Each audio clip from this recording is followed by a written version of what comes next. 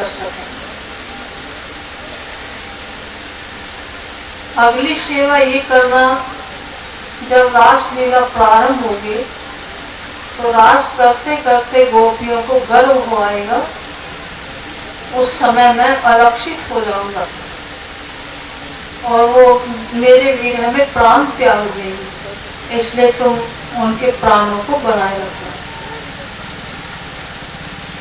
इसके अतिरिक्त और भी बहुत सी सेवाएं योग माया के द्वारा हुई। भगवान श्याम सुंदर बोले कि हे योग माया, जाओ सब सखियों को बुलाकर ले आओ। योग माया का अर्थ है योग माया। माँ धन या, माँ माने नहीं, या माने जो कार्य होना संभव नहीं है, उस कार्य को भी संभव करने का जो योग बना दे, उसको योग माया कहते हैं। जीवन में कभी भी परमात्मा से मिलने की संभावना नहीं रहती है। परमात्मा मिलेंगे या नहीं मिलेंगे, ये शंका बनी ही रह जाती है।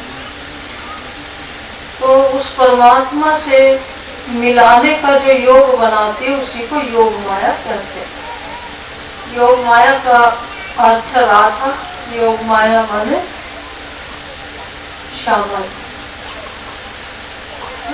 योग माया का आश्रय लो तो परमात्मा से मिला देती। राधा जी का आश्रय तो श्री कृष्ण से मिला देती। श्यामा जी व सत्य सदा सत सुख खिलाता। श्यामा जी को आपका आश्रय लो तो राजी से मिला देगी। सदा स्थायी सुखों को देने में श्यामा जी ने सक्षम। तो योग माया राधा का श्यामा का ही स्वरूप है। इधर योग माया चली है सखियों को बुलाने के लिए। इतने में भगवान श्याम सुंदर ने फेंट से बांसुरी निकाली और उसमें स्वर फूंका, बांसुरी बजानी प्रारंभ कर दी। ऐसी विलक्षण बांसुरी बजाई है भगवान कृष्ण ने कि पूरा विश्व उनकी मधुर ध्वनि सुनकर विमुग्ध हो जाता है। ब्रह्मा विष्णु महेश आदि भी विमुग्ध हो गए। जड़ वस्तु चेतन बन गई, चेतन वस्तु जड़ बन गई, सब स्तब्ध रहे। विश्व विमोहिनी बांसुरी बजाई थी। बांसुरी तो और समय भी वो बजाते थे, लेकिन रात की रात्रि के समय जो बांसुरी बजाई है वो विलक्षण थी। उसमें बीज मंत्र उन्होंने फूंका था। बीज मंत्र माने प्रेम को बढ़ाने वाला स्वर। भगवान श्याम सुंदर बांसुरी बजाए उस समय गोपियां अपने अपने घर के कार्यों में संलग्न थी। संध्याकालीन जो गृह कार्य होते हैं, एक सखी गाय दूह रही थी। जैसे श्याम सुंदर ने बांसुरी बजाई, दूध का पात्र छूटकर हाथ से नीचे गिर गया और दौड़ पड़ी श्याम सुंदर से मिलने की। एक सखी बच्चे को स्तनपान करा रही थी। जैसे श्याम सुंदर ने बांसुरी बजाई, वो बालक छूट करके पृथ्वी पर गिर गया और श्याम सुंदर से मिलने के लिए दौड़ पड़ी। एक सखी भोजन बना रही थी। सब भोजन तैयार कर चुकी, बाद में हलवा बना रही थी। तो जैसे श्याम सुंदर ने बांसुरी बजाई, चूल्हे पर हलवा बनते छोड़ करके दौड़ पड़ी भगवान कृष्ण के से मिलने के लिए। एक सखी पति को भोजन परोस रही थी। उसी समय श्याम सुंदर ने बांसुरी बजाई। बांसुरी की मधुर ध्वनि सुनकर सोच रही है कब और कैसे भगवान के निकट पहुंच जाए। तो उतावली में उसका एक पैर पति के भोजन की थाली पर और दूसरा पैर पति की छाती पर पड़ गया और दौड़ पड़ी श्याम सुंदर से मिलने के। एक सखी के पति बाहर से आए, उन्होंने भोजन मांगा। उसी समय उस गोपी को, गैया को भी घास डालना था। इधर पति को भोजन देना है, गैया को घास डालना है। उसी समय श्याम सुंदर की बांसुरी सुनाई पड़ी। उसकी चित्तवृत्ति भगवान में लग गई, कब और कैसे पहुंच जाए। तो उतावली में उसने क्या किया, घास की टोकरी पति के आगे, भोजन की थाली गाय गैया के आगे रखकर दौड़ पड़ी भगवान श्याम सुंदर से मिलने के लिए। एक सखी घर के कार्य में लगी थी, गोबर से घर लीप रही थी। तो उसी समय श्याम सुंदर ने बांसुरी बजाई, गोबर से सने हाथ ही लेकर दौड़ पड़ी। धोने के लिए जाएंगी तो कहीं विलम्ब न हो जाए। तो कुछ सखियां जैसी भी परिस्थिति में है, उसी परिस्थिति में भगवान से मिलने के लिए दौड़ पड़ी। कुछ सखियों ने सोचा कि भगवान श्याम सुंदर के दर्शन के लिए, उनसे मिलने के लिए जाना ही है, तो चलो श्रृंगार करके जाएंगे। अब स्नान करने लगी। स्नान करते करते उनको याद आया, कहीं स्नान ही करती रह गई तो विलम्ब न हो जाए। तो 2-4 लोटा जल का ऊपर डाला और लहंगा गले में डाल करके ही दौड़ पड़ी भगवान से मिलने के लिए। एक सखी केश संवारने लगी। श्याम सुंदर की बांसुरी सुनते ही उनकी चित्तवृत्ति में श्याम सुंदर बस गए, कब और कैसे पहुंच जाए। तो उतावली में कंघी केशों में लगे छोड़कर दौड़ पड़ी भगवान से मिलने के। एक सखी नेत्र में काजल लगाने लगी। एक नेत्र में काजल लगाया, दूसरे को कपोल पर पोत के चल दी। एक सखी आभूषण पहनने लगी। कान की बाली नाक में, नाक की बाली कान में, पैर का आभूषण गले में और गले का आभूषण पैर में, उल्टे सीधे श्रृंगार करके दौड़ी जा रही। एक सखी भोजन बना के तैयार थी, सब्जी चला रही थी। करछुल हाथ में है, सब्जी चला रही थी। उसी समय श्याम सुंदर की बांसुरी सुनाई पड़ी, तो करछुल को ही हाथ में लिए दौड़ी जा रही। एक सखी रोटी बेल रही थी। श्याम सुंदर की बांसुरी सुनते ही बेलन हाथ में लिए हुए दौड़ पड़ी भगवान से मिलने के लिए। तो इन सखियों ने एक क्षण का भी विलंब नहीं किया। इससे शिक्षा क्या मिलती है कि आत्म कल्याण के पथ में जैसी भी स्थिति में है, उसी स्थिति में दौड़ पड़ो तो भगवान मिल जाएंगे। आप कहें कि अभी हम घर के कार्यभार निपटा लें, बच्चों की शादी विवाह कर लें, तब करेंगे, तो समय का कोई निश्चित नहीं है। और कहें कि चलो परिवार में सब मिलकर के भगवान का भजन करें, तो भी संभव नहीं है, क्योंकि एक दूसरे के विचार, सबके विचार एक जैसे होते नहीं। दूसरों से पूछने जाएंगे, घर वालों से पूछने जाएंगे कि हम भगवान की भक्ति कर लें क्या, स्वयं तो करेंगे नहीं, वो तुम्हें भी रोक देंगे। हाँ, लोक में कोई भी कार्य है, लौकिक कार्य, उसमें रिश्तेदारों को, अपने परिवार वालों को पूछ सकते हैं, उस कार्य के लिए सबकी सलाह ले सकते हैं। लेकिन आत्म कल्याण के पथ में किसी की सलाह नहीं, स्वयं को चलना पड़ेगा। अपने कल्याण के विषय में स्वयं को सोचना पड़ेगा। दूसरे कोई नहीं कहेंगे कि तुम भगवान का भजन करना। तो गोपियां अकेले अकेले दौड़ी है भगवान से मिलने के लिए। इधर जब दौड़ी हुई चली जा रही थी, भगवान श्री कृष्ण ने देखा कुछ गोपियां सोचने लगी कि भगवान के निकट जाना ही है तो घर वालों से पूछ ले। तो घर वालों ने इनसे पूछने लगी, उन्होंने रोक दिया कि तुम पर हमारा अधिकार है, हमारी आज्ञा के बिना जा नहीं सकते। अधिक आग्रह की तो घर के अंदर बंद करके बाहर से सांकल लगा दी। अब वो घर के अंदर पड़े पड़े अपने जीवन को धिक्कार रही है, घर वालों को भी धिक्कार रही है कि भगवान की महिमा को नहीं जानते हैं। तो उन्होंने क्या किया, कृष्ण का चिंतन करते करते मन के सहित अपने शरीर को घर में छोड़ दिया और उनके जीव दिव्य तन धारण करके भगवान के निकट पहुंच गए। सभी गोपियां इस प्रकार उल्टे सीधे श्रृंगार करते दौड़ी चली आ रही थी। सामने ही भगवान कृष्ण खड़े थे। आने पर बोले, स्वागत हो महाभागा प्रियम किम करवाणी।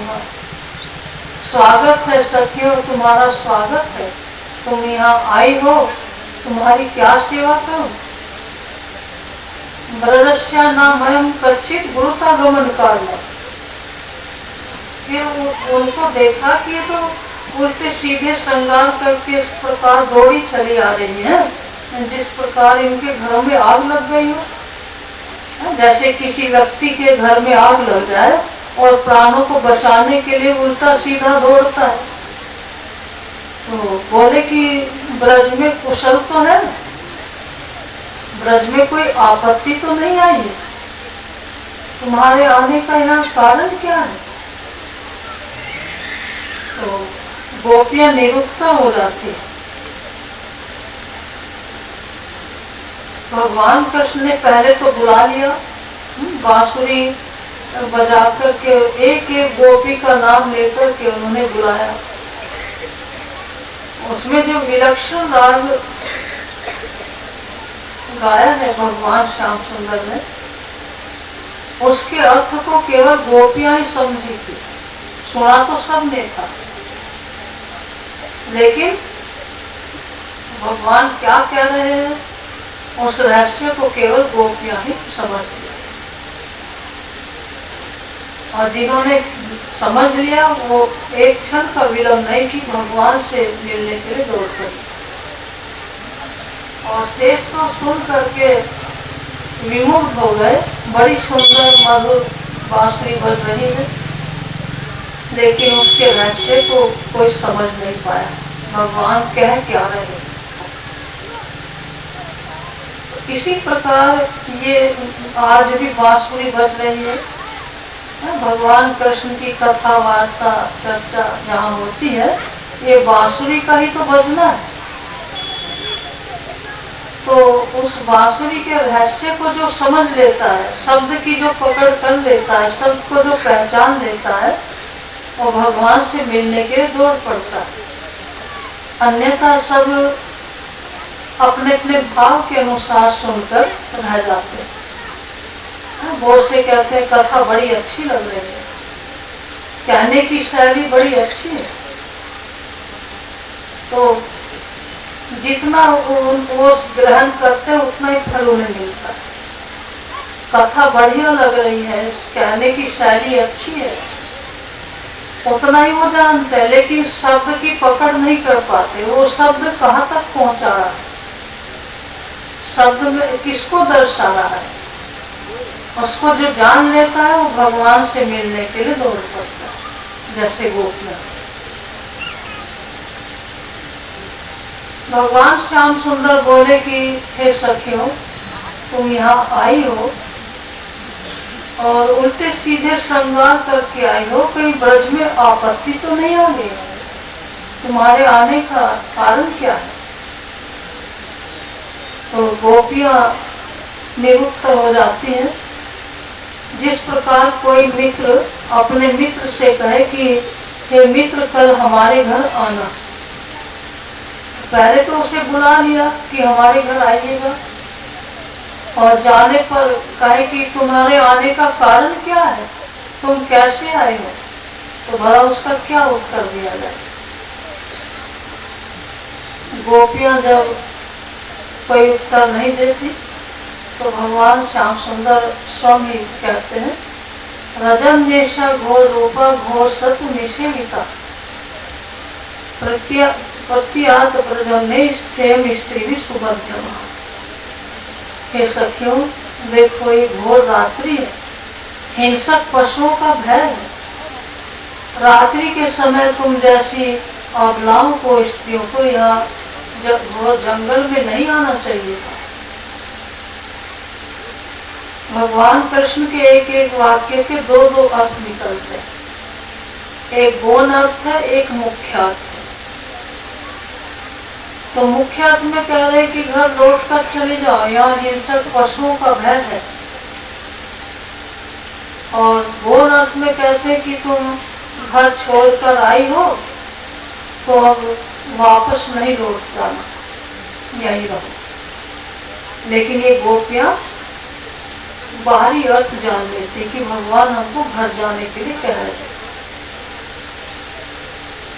श्री कृष्ण उनके हृदय को टटोल कर देख रहे हैं कि ये शरीर से तो घर छोड़कर आई है, मन तो कहीं इनका घर में नहीं पड़ा, मन की आसक्ति तो घर के प्रति नहीं है। तो भक्त जब भगवान की तरफ दौड़ता है तो भगवान उसके हृदय को टटोल कर देखते हैं कि बाहरी दृष्टि से मेरे निकट आया है कि हृदय से घर परिवार की आसक्ति छोड़ करके मेरी शरण ग्रहण की। तो भक्त की वो परीक्षा लेते हैं। भगवान कहते हैं कि हे सखियों, देखो रात्रि के समय तुम यहाँ आई हो, तुम्हारे माता पिता भाई बंधु पति आदि सभी तुम्हें खोजते होंगे और तुम्हें घर में न देखकर वो कूड़ते होंगे, इसलिए तुम्हें खोजने के लिए वो घर से निकल पड़े। उनसे पहले ही तुम घर लौटकर चले जाओ, उनको दुखी मत करो। और तुम छोटे छोटे बच्चों को छोड़कर आई हो, बेचारे रोते होंगे, जाकर उनको दूध पिलाओ। गैया के बछड़े छोटे छोटे हैं और तुम गैयों को धोती हो और बछड़े भी भूखे रह जाएंगे, जाकर तुम बछड़ों को दूध पिलाओ। तरह तरह से उनको उपदेश दे रहे हैं। और हे सखियों, अच्छा तुम यहाँ वृंदावन की शोभा देखने आई होंगी।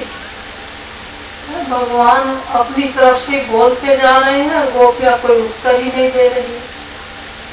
तो फिर बोले दृष्टम वनम कुसुमितम राकेश का रंजितम। अच्छा सखियों, तुम वृंदावन की शोभा देखने के लिए आई होंगी।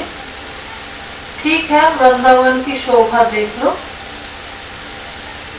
तो अपने मन में गोपियां सोचने लगी कि वृंदावन की शोभा ही दिखाना था तो हमको रात्रि में यहाँ क्यों बुलाया। तो भगवान के यह प्रिय वचन सुनकर इधर की ओर दृष्टि करके देखने लगी। तो भगवान बोले कुसुमितम दृष्टम वनम कुसुमितम। इधर सखियों क्या देखती हो, देखो रंग बिरंगे जो पुष्प खिल रहे हैं ना, ये तुम्हारा परिहास कर रहे हैं, तुम्हारी मजाक कर रहे हैं, तुम्हारा उपहास कर रहे हैं। खिलखिला कर देखो कैसे हंस रहे हैं पुष्प। वो इसलिए हंस रहे हैं कि रात्रि में गोपियां कहाँ भटकने के लिए आ गई, तो इसलिए तुम इनके उपहास का पात्र न बनो, तुम घर लौटकर चले जाओ। अब इधर से दृष्टि हटाकर इधर की तरफ देखने लगी सखिया। तो भगवान श्याम सुंदर बोले इधर क्या देखती हो, यमुना नील नीले जत तरुपल्लव शोभितम। हे सखियों, इधर क्या देखती हो, यमुना के तट पर जो वृक्ष खड़े हैं ना, तो वृक्षों की जो वायु बहती है तो वृक्षों की पत्तियां यूं हिलने डुलने लगती है, तो वो वृक्षों की पत्तियां हिल रही है। तो भगवान बोले कि इधर क्या देखती हो, ये वृक्ष भी कह रहे हैं सखियों रात्रि के समय यहाँ कहाँ आ गई, तुम्हें यहाँ आना उचित नहीं है, जाओ घर लौट करके चली जाओ। एक वर्ष भी तुम्हें घर लौट जाने के लिए कह रहे। अब ये सखियां ऊपर की ओर दृष्टि करके देखने लगी, मानो विधाता को पालम दे रही है कि हाय विधाता, आपने हमारे भाग्य में ऐसे निष्ठुर वचन सुनने को लिखा था क्या? तो भगवान श्याम सुंदर बोले कि ऊपर की ओर क्या देखती हो? राकेश का रंजितम, राकेश माने चंद्रमा। तो ऊपर जो ये राकेश है ना, चंद्रमा, ये द्विजराज है, ब्राह्मण देव, और ये ब्राह्मण धर्मोपदेशक है, धर्म को उपदेश दे रहे हैं। ये कह रहे हैं कि अभी सखियों, तुम कुलवती स्त्री हो, पतिव्रता हो, और तुम लोगों के लिए घर छोड़कर रात्रि में यहाँ आना उचित नहीं है। चलो भूल से आ गई, अब घर लौट कर चली जाओ। यदि तुम अपने मन में सोचो गहन अंधकार है, मार्ग दिखाई नहीं दे रहा है, तो चलो हम प्रकाश दिखा देते हैं, प्रकाश करके मार्गदर्शन करा देते हैं, तुम घर लौट कर चली जाओ। तो इस प्रकार बार बार भगवान श्याम सुंदर उन गोपियों को घर लौट जाने के लिए कह रहे हैं।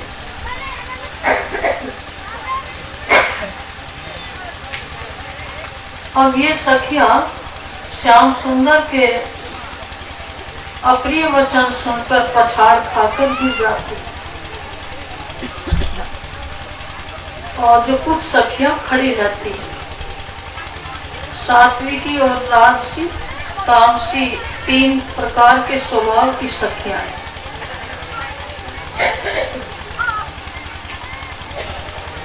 तमोगुण लोक में पतन का कारण बनता है, लेकिन भक्ति क्षेत्र में तमोगुण प्रधान है।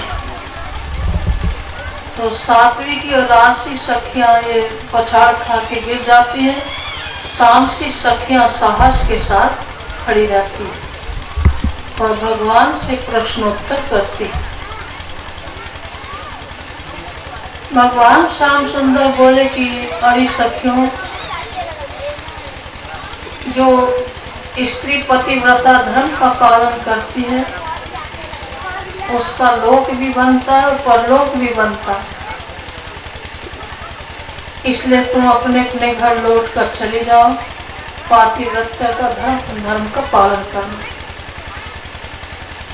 दुशीलो दुर्भगो वृद्धो जलो रोग्य धनो पीवा, पति स्त्री घृण्य हाथव्य लोके सुभिर पार्थी। लोक में पति चाहे लंगड़ा हो, लूला हो, अंधा हो, कोढ़ी हो, निर्धन हो, रोगी हो, कैसा भी पति क्यों न हो, पतिव्रता स्त्री का धर्म है उसकी सेवा करना, उसको छोड़कर अन्यत्र न जाए। स्वामी जी ने भी अपने शब्दों में जोर देकर कहा है, खोड़ होए भरतार मां, अन्य मूर्ख होए अजान, तेने तेरे न मुंह को जो होए कुलवंती ना। जो कुलवंती स्त्री है, पतिव्रता स्त्री है, किसी भी प्रकार का दोष पति में क्यों न हो, उसको चाहिए कि पति को छोड़कर अन्यत्र न जाए, उसकी सेवा करे। और जो पातिव्रत्य धर्म का पालन करता है तो उससे मैं प्रसन्न होता। इसलिए सखियों, तुम घर लौट कर चली जाओ और घर में रहते हुए हमारी कथा चर्चा श्रवण करना, हमारे ही प्रति भाव रखते हुए हमारे नाम का संकीर्तन करना और हमारा स्मरण चिंतन करना। अंत में तुम हम ही को प्राप्त होंगे। और तुम्हें पता है पतिव्रता स्त्री में कितनी बड़ी शक्ति होती है। तो एक उदाहरण देते हैं कि एक पतिव्रता स्त्री थी, उसके पति बाहर कार्य करने के लिए जाया करते थे।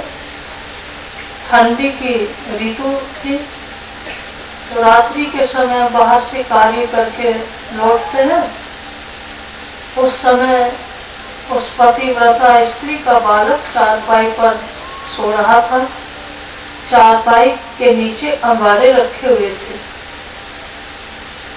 तो स्त्री अपने पति को भोजन करा रही है, सेवा सत्कार में लगी है।